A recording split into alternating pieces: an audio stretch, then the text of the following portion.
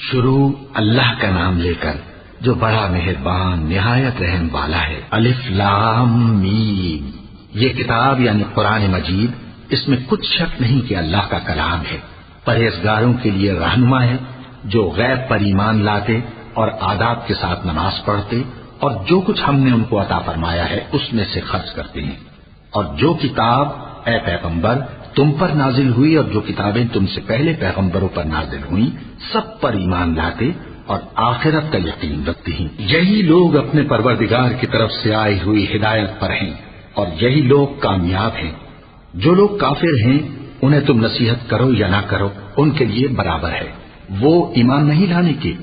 اللہ نے ان کے دلوں اور کانوں پر مہر لگا رکھی ہے اور ان کی آنکھوں پر پردہ پڑا ہوا ہے اور ان کے لیے بڑا عذاب تیار ہے۔ اور بعض لوگ ایسے ہیں جو کہتے ہیں کہ ہم اللہ پر اور روز آخر پر ایمان رکھتے ہیں،